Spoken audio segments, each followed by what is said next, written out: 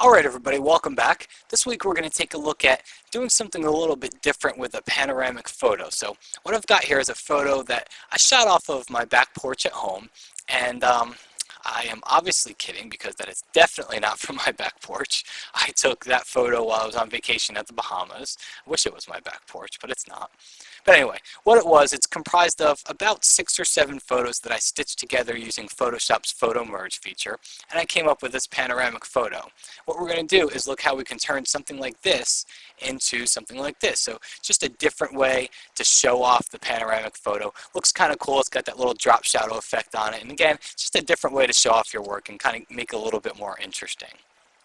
Alright, so let's go ahead and start off with our photo here, and you can download this from the same page that you clicked on to watch this video tutorial. There will be a link on there so you can download this photo if you'd like to follow along with it. We're going to start off here. I'm going to press the tab key to show my palettes and just move my layers palette into view here because I'm kind of short on space. And what we're going to do is just make selections and copy these selections. So let's get this layers palette up. And I can actually hide this guy. Okay, so now that we're ready to go, I'm going to grab my rectangular marquee tool. I'm just going to draw a rectangular selection over part of the photo. Now I'm going to click on my background layer to make sure that that layer is targeted, and I'm going to press Ctrl J. And what that did is it actually created a new layer from the selection that I had. So if I hide my layers, you can see there's my background layer. If I hide that, you see there is the new layer I just created, and it just kind of punched out from that background layer, that part that was selected, but it didn't delete it from the background layer. So that's important to know here. Okay, so I've got this new part, this new layer here. We're going to do the same thing, but this time I'm going to control click on this layer. That's going to load that selection. I'm going to make sure one of my selection tools are chosen here. So just click on the selection. All you need to do is just click over here on one of the marquee tools. And then it positions your cursor in the center there. Well, just drag this photo out over to the right-hand side and just position it where you think you want it. And then choose, I'm going to show you a trick for this in a second too. And then just choose Select, Transform Selection. Maybe put your cursor outside that bounding box that appears and just rotate it over to the left a little bit. And then press the Enter key, and that confirms your selection. Click on that background layer again over here in the Layers palette and press Ctrl J once again. And now that creates me 2 layers here. So I've got the first one, and now I've got the second one on top of it. Still the same photo though. Now let's show you a little trick here.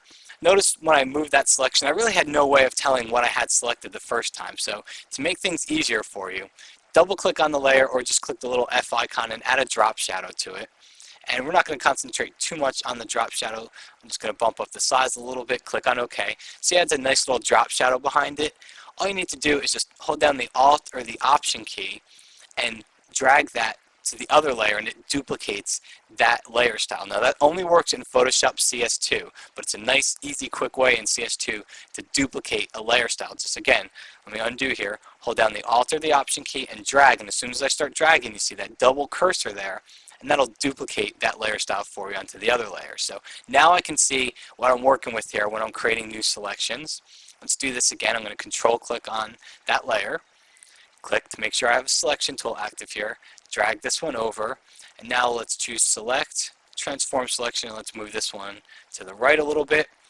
Press Enter when you're done.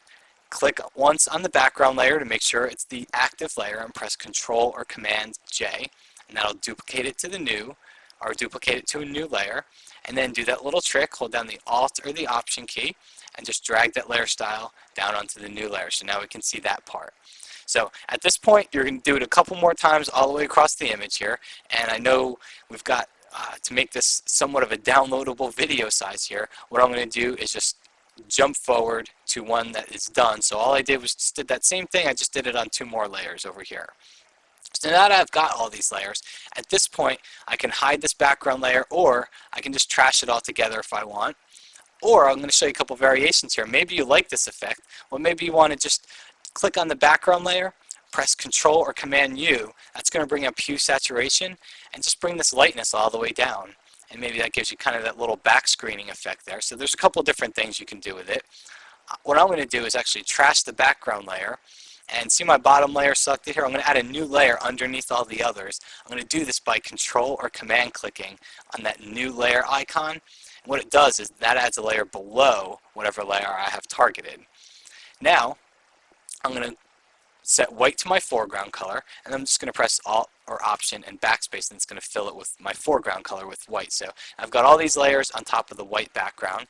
And a couple things you can do here. Let's get the layers palette out of the way for a second, and let's just expand the window out a little bit so we can see some of that background. Let's expand the canvas. So what we're going to do is select the crop tool and just draw a crop around your entire photo.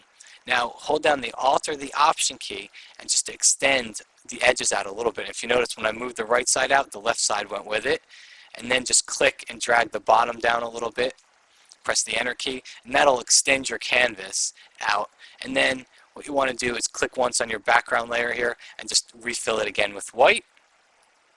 Next, let's grab our rectangular marquee tool. We'll draw a little rectangle around this, and I'm going to choose Edit Stroke. I'm going to set the color to black. Click on OK, and that gives me a nice little black stroke around there. And then with the Type tool, just type in anything you want at the bottom. Nassau Bahamas, no, Nassau Bah. Let's put a comma in there. I can't seem to spell it right. Bahamas. There we go. And just put that in the center. Now you've got a nice little way to show off a panoramic photo. And I'll show you one more thing to take this a step further, and then we got to go. And that is, instead of just adding a drop shadow layer style to it, maybe double click on that layer style and add a bevel and emboss.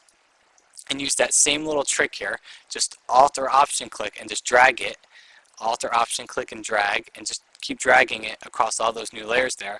And now it kind of just gives you a little bit of a different look. We've kind of got those photos beveled a little bit. So hope you enjoyed this one. Again, just a nice quick way to start showing off your work. Just shows it off a little bit different way. So if you have a panoramic photo and you want to do something different with it, this is a great idea. That's about it. I hope you enjoyed this tutorial, and we'll see you again next time. Thanks.